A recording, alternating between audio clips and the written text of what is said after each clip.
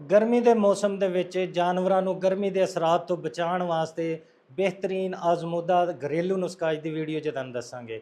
Video ਸ਼ੁਰੂ ਕਰਨ ਤੋਂ ਪਹਿਲੇ ਰਿਕੁਐਸਟ ਹੈ, ਵੀਡੀਓ ਆਪ ਵੀ ਵੇਖੋ, ਸ਼ੇਅਰ ਕਰੋ ਤਾਂ ਕਿ ਦੂਸਰੇ ਲੋਕ ਵੇਖ ਕੇ फ़ायदा हासिल ਕਰਨ। ਆਉਂਦੇ ਹਾਂ ਵੀਡੀਓ ਦੀ ਤਰਫ। ਗਰਮੀ ਦਿਨ ਬ ਦਿਨ ਬਹੁਤ ਜ਼ਿਆਦਾ ਸ਼ਿੱਦਤ ਇਖਤਿਆਰ ਕਰ ਰਹੀ ਹੈ, ਜਿਹਦੇ ਅਸਰਾਤ ਜਾਨਵਰਾਂ ਤੇ ਬਹੁਤ ਜ਼ਿਆਦਾ ਪੈ ਰਹੇ ਨੇ।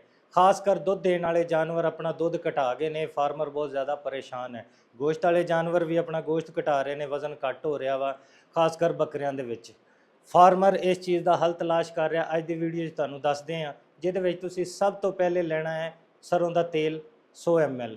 ਉਹਦੇ ਵਿੱਚ ਤੁਸੀਂ ਪਾਣੀ ਹੈ ਦਹੀਂ 250 ਗ੍ਰਾਮ, ਨਾਲ ਤੁਸੀਂ ਸ਼ਾਮਿਲ ਕਰਨੀ ਹੈ 100 ਗ੍ਰਾਮ ਸ਼ੱਕਰ। ਅਗਰ ਹੋ ਸਕੇ ਤਾਂ ਤੁਸੀਂ ਗਲੂਕੋਜ਼ ਵੀ 50 ਗ੍ਰਾਮ ਇਸਤੇਮਾਲ ਕਰ ਲਓ ਵਿੱਚ।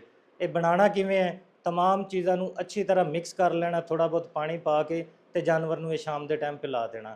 कोशिश करनी है हफ्ते के 3 दफ़ा इस्तेमाल कराओ तो इंशाल्लाह तुसी वेखोगे जानवर जदों ये चीज़ प्रॉपरली पीएगा, इस्तेमाल करेगा, जानवर को इसका बहुत फ़ायदा होएगा, गर्मी भी घट लगेगी, पैदावार घट होने के बजाय वधाएगा, जोड़ा फार्मर का फ़ायदा है। उम्मीद करते हैं वीडियो अच्छी लगी होनी, शेयर करो ताकि दूसरे लोग वेख के फ़ायदा हासिल करन। शुक्रिया।